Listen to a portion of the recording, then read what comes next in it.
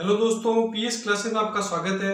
आज अपन भारतीय संविधान में जो 22 भाषाओं का उल्लेख किया गया है उसको बहुत ही सिंपल और शॉर्ट ट्रिक के माध्यम से याद करने का प्रयास करेंगे।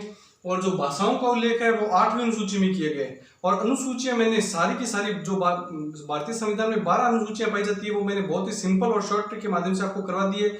आप वो वीडियो जाकर देख लीजिए। तो जो भाषाओं का उल्लेख है वो 8वीं अनुसूची में किया गया है। और भारतीय संविधान में वर्तमान में कितनी भाषाएं हैं? 22 भाषाएं हैं।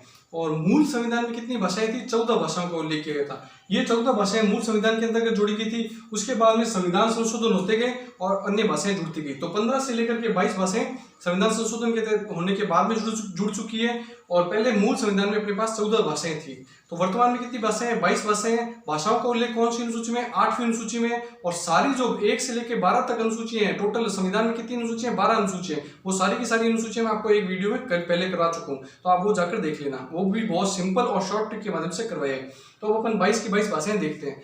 तो सबसे पहले अपने पास ट्रिक है इसके लिए, कमताऊ स्क्वायर एबीसी एचपीजी। ट्रिक है अपने पास कमताऊ square ABC HPG. ABC HPG कमताऊ का स्क्वायर करना है। स्क्वायर का मतलब है इसको डबल बार लिखना है। के में ते उ, मतलब दो बार इन शब्दों को लिखना है। स्क्वायर का मतलब है इसको डबल बार लिखना है। और एबीसी और एचपीजी ये अपने पास 14 भाषाओं की ट्रिक होगी। उसके बाद में अन्य भाषाएं देखेंगे। तो सबसे पहले अपन 14 भाषाएं देखते हैं।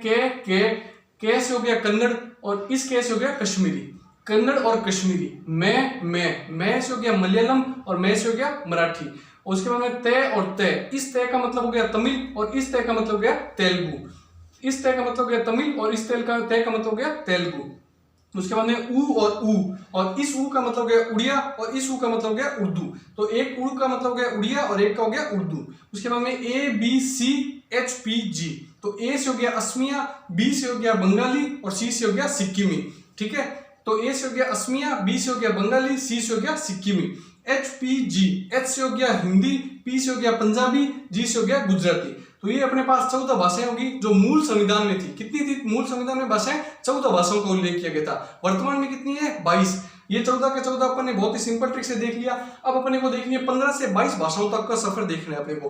तो 15 से 22 भाषाएं कैसे जुड़ी, कौन सा संविधान संशोधन हुआ उसके तहत जुड़ी और किस वर्ष जुड़ी, ये सारा अपन ट्रिक के माध्यम से देखेंगे। तो इसके लिए अपने पास ट्रिक क्या है? सिंधी के मकान में बदमाश घुसा। सिंधी जाति का कोई व्यक्ति है, सिंधी व्यक्ति है, उसके मकान में कौन घुस गया? बदमाश। बदमाश को अपन को याद क्या करना है? बदमाश। बदमाश बोलना है उसको। ठीक है, बदमाश की जगह अपन को याद करना है बदमाश घुसा। तो सिंधी के मकान में बदमाश घुसा।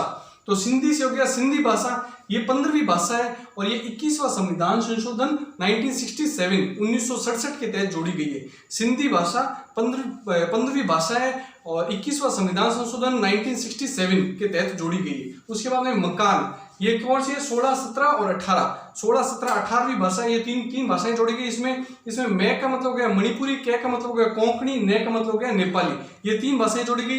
ये 71वां संविधान संशोधन 1992 के तहत जोड़ा गया। 71वां संविधान संशोधन 1992 के तहत मकान, कौन सी भाषा जोड़ी गई? मकान, मणिपुरी, कोंकणी और नेपाली। उसके बाद में लास्ट में अपने कौन सा 92वां संविधान संशोधन 2003 के तहत 4 भाषाएं जुड़ी गई। 92वां संविधान संशोधन 2003 के तहत 4 भाषाएं जुड़ी गई। कौन सी? बड़मास है, बड़मास। तो बे से हो गया बोडो, डे से हो गया डोगरी, मैं से हो गया मैथिली और से हो गया संथाली। बोडो, डोगरी, मैथिली और संथाली, बड़मास, ये 4 भाषाएं जुड़ी गई। तो मैंने जो भी आपको ये भाषाएं पढ़ाई है बहुत ही सिंपल ट्रिक के माध्यम से कराने का प्रयास किया है। अगर आपको ये वीडियो पसंद आया है तो लाइक कीजिए, ज्यादा से ज्यादा शेयर कीजिए और सब्सक्राइब कीजिए। Thank you.